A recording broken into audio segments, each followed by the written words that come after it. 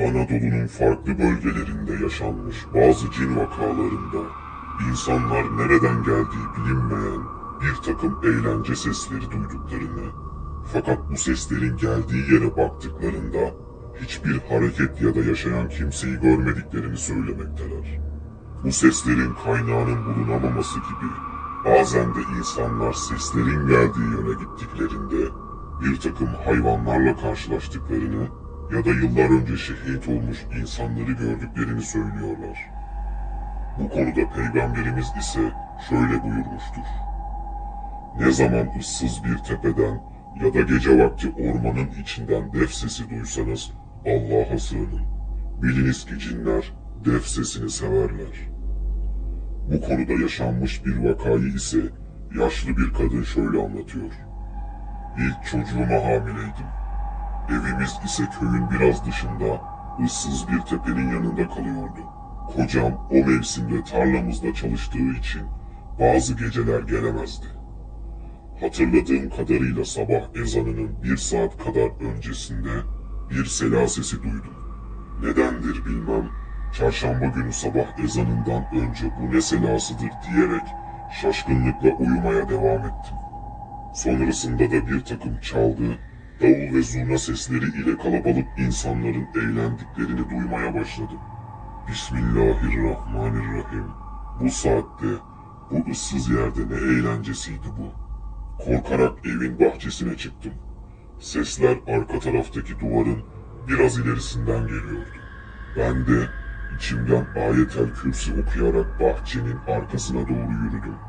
Başımı duvardan dışarıya doğru uzattığımda ise korkudan betim benzin soldu. Çünkü bu eğlence seslerinin, davul zurna seslerinin geldiği yerde 3 adet siyah keçi vardı. Koşarak içeri girdim. Bu olayı da korkumdan kimseye anlatamadım. Cinler bazı zamanlarda da insanları zor durumda bırakmak ve musallat olmak için özellikle ormanlık alanlarda yolculuk edenlerin karşılarına çıkabilirler. Anlatılan bir vaka, ormanlara yakın yaşayan insanların nelere şahit olabileceğini gözler önüne seriyor. Evimiz Karadeniz bölgesinde bir köyde olduğu için ormanlık alanlarla iç içe yaşıyordu. Burası çok yağmur alır. Yağmurlar şiddetli olduğu için öyle havalarda kimse evinden dışarıya çıkmaz. Yine kötü bir havanın olduğu bir akşam yalnız yaşadığım evimin penceresinden dışarıyı izlerken arada sırada çakan şimşekle ormanın aydınlandığını görebiliyordum. Birden pencereme bir taş geldi.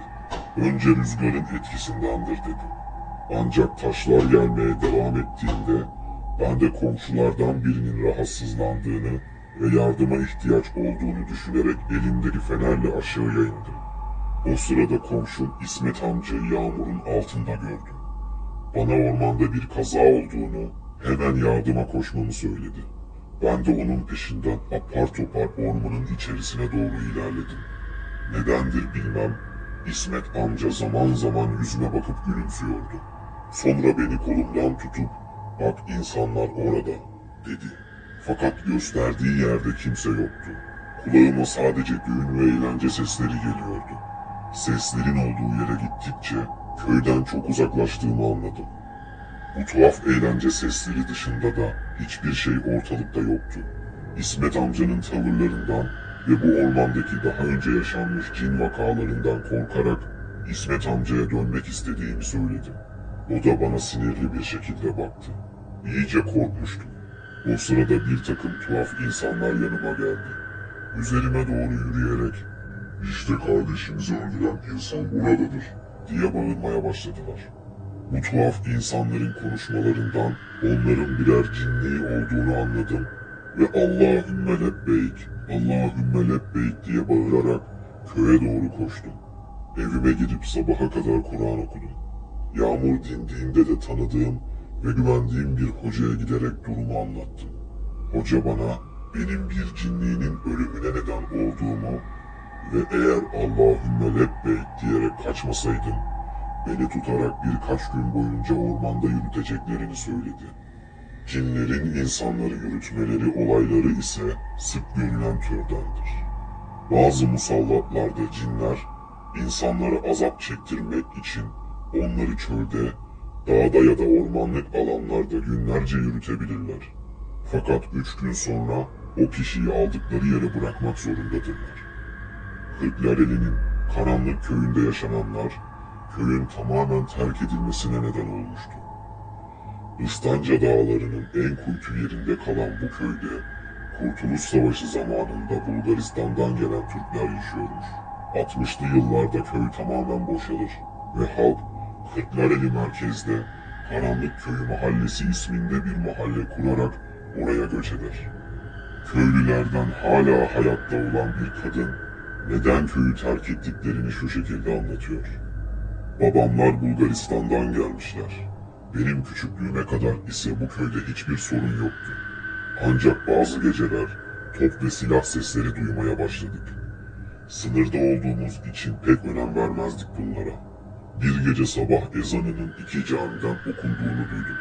Ancak bu dağlardaki tek köy bizim köyümüz olduğu için diğer ezan sesinin nereden geldiğini bulamadık. Ben de o dönemlerde korktuğum için annem ve babamla yatmaya başladım. Bazı geceler köy meydanından düğün sesleri gelirdi.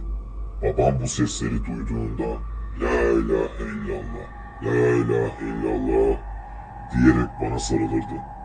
Babam ve imam bütün köy bu olaylardan korkup köyü terk etmeye başladığında Kırklareli'deki bir hocanın yanına gidip durumu anlattılar. Hoca babama "Bismillahirrahmanirrahim, bu köyü hemen terk edin" demiş. Meğer biz göç etmeden önce bu köyde yaşayan insanlar Bulgar askerleri tarafından köy meydanında toplanıp diri diri yakılmış. Ancak Allah'ın izniyle köylerini terk etmemişler. Hoca, yakılan köylülerin kıyamete kadar orada kalacağını söylemiş. Bugün Karanlık Köyü'nde bir tek evde dahi yaşayan kimse yok. Söylenene göre hayvanlar bile oradan geçemezlermiş. Yaşanmış bir diğer vaka ise 1900'lü yılların başında İstanbul'da meydana gelmiştir. O dönem İstanbul'da tanınmış bir hoca olan Abdullah Hoca'nın öğrencisinin notlarında yazanları sizlere aktarıyorum. Hocamız zaman zaman camideki küçük bir odaya kapanır ve buraya çilehane derdi. Buradan haftalarca çıkmadığı olurdu. Biz de içeride neler olduğunu, onun haftalarca yemek yemeden, su içmeden nasıl hayatta kaldığını merak ederdik. Ona bunu sorduğumuzda ise bize "Sizin buna gücünüz yetmez" diyerek cevap verirdi. Bir keresinde yine hocamız çilehane adı verilen bu küçük odaya kapandığında dayanamayıp kapı deliğinden baktım. Bismillah! İçeride bir sürü küçük boylu varlık hoca ile birlikte Kur'an okuyordu. O an ellerime ve ayaklarıma felç indi. Bir süre kapının önünde kıvrandıktan sonra hoca dışarı çıktı ve "Ben sana içeride olanları görmeye gücün yetmez demedim mi?" diyerek beni azarladı ve bir şeyler okuyarak beni iyileştirdi. Aradan birkaç hafta geçti. Bir gece sabah namazından önce camiye gelen hocamızın yanında iri yarı tuhaf varlıklar vardı ve hoca ile birlikte çilehaneye girdiler. Çilehanenin kapısı kapandı.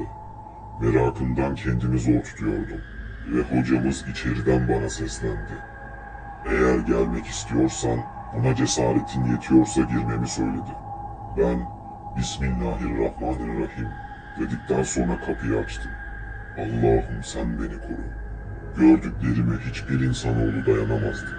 Çünkü siyah yüzlü, büyük elleri olan ve dişleri de normalden daha iri yarı olan bir takım varlıklar daire olmuş, odanın ortasında def çalıyorlardı.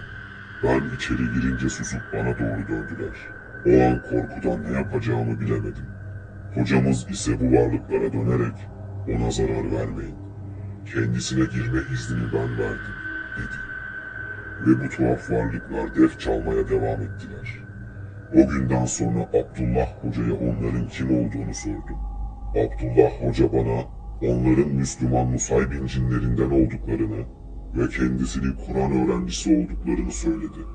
Bu Kur'an öğrencisi olan cinlerin arasında bir evlilik yapılmış, bu nikahı da Abdullah Hoca kıymıştı. cinlerin insanlar gibi yaşadıkları, hatta evlenip çocuklarının olduğu Peygamberimizin birçok hadisinde de anlatılmaktadır. Özellikle ıssız bölgelerde, yani köy ve ormanlar gibi evlerin toprakla teması olan yerlerde, bugün de yarın da insanlar birçok cin vakasıyla karşılaşmaya devam edecek. Siz de yaşanmış bu olayları benimle birlikte inceleyerek bu heyecanı yaşamak, çözüme kavuşturmak istiyorsanız kanalıma abone olabilirsiniz.